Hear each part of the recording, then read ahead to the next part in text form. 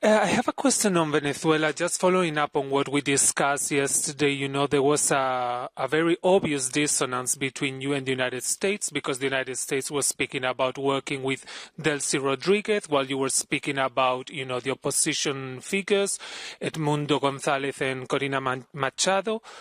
Have you reconsidered the position? I mean, what do you plan to do from now on? Because there's a situation on the ground, whether you like it or not, the United States is going to work with Rodriguez, whom you don't consider legitimate. So how do you plan to move on from now on in your relations with Venezuela and also with the United States in Venezuela? Thank you. Thank you, Jorge. So let's go back to the basis and the facts that we have seen. And as you have mentioned, Delcy Rodriguez has just been sworn as interim president of Venezuela. We do not have a specific comment on that. What we have reiterated, and I'm happy to recall it again, is that the authorities in Venezuela, they derive their mandate from an electoral process that failed to respect the will of the people for democratic change.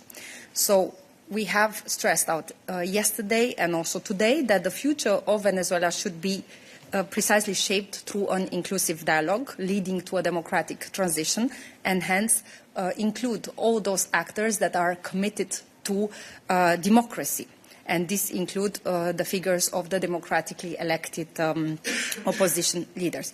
What we will do in this case is what we have done so far, even though we have not recognized the legitimacy of President Maduro, and the same for Delcy Rodriguez as such, but we will maintain targeted engagement throughout with the Venezuelan authorities to safeguard our own interest and uphold our own principles.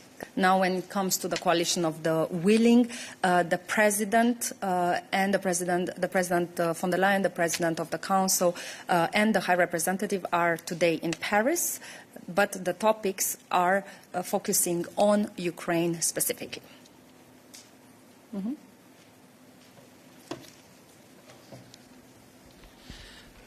On the meeting in Paris, since the President of the Commission and the High Rep will be represented, and also a representative of the U.S. administration will be there, do you think that this could be an opportunity to exchange with the U.S.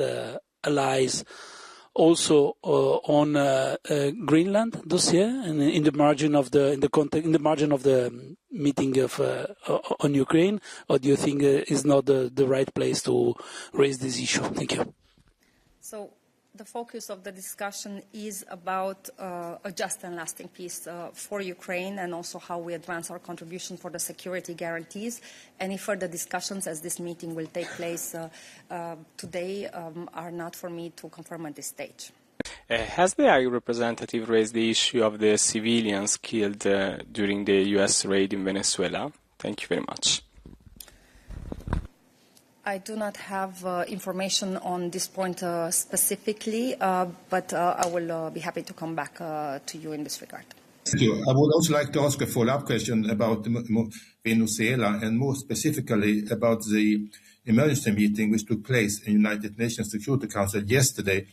It seems that the EU member states that are members of the Security Council didn't speak with one voice. I mean, thinking about Spain, France, Denmark and Latvia, and to some extent, I think, deviated from the EU statement which we talked about yesterday.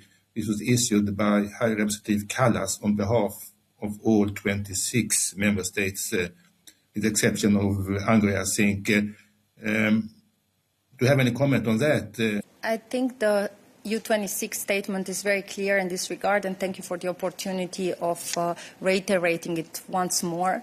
One of the key elements of the statement, which says that the principles of international law and the UN Charter must be upheld, and also members of the United Nations Security Council, they have a particular role and responsibility to uphold these principles as a pillar of international security.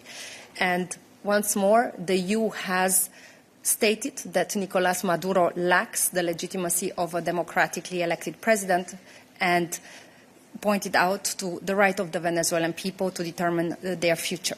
I would like to come back to another question about territorial integrity that relates to a statement by the Action Service just before New Year about Israel's recognition of Somaliland.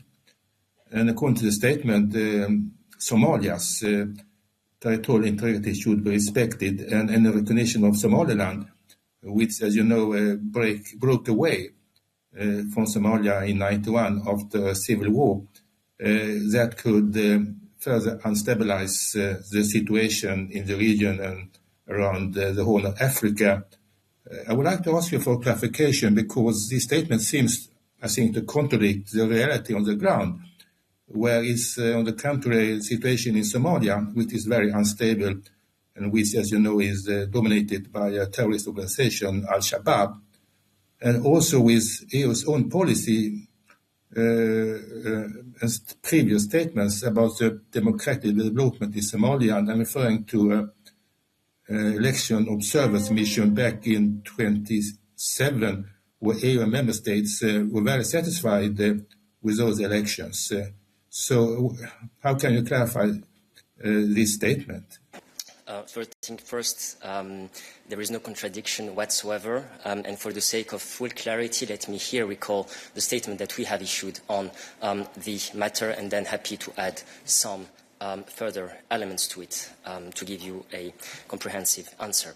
We have, as EU, reaffirmed the importance of respecting the unity, sovereignty and territorial integrity of the Federal Republic of Somalia, pursuant to its constitution, the charters of the African Union and the United Nations. This is key for the peace and stability of the entire Horn of Africa region. We have also encouraged meaningful dialogue between Somaliland and the federal government of Somalia to resolve long-standing differences.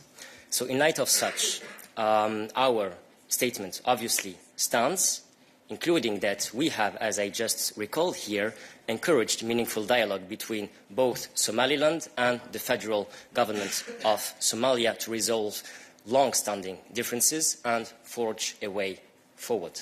In other words, no ambiguity whatsoever.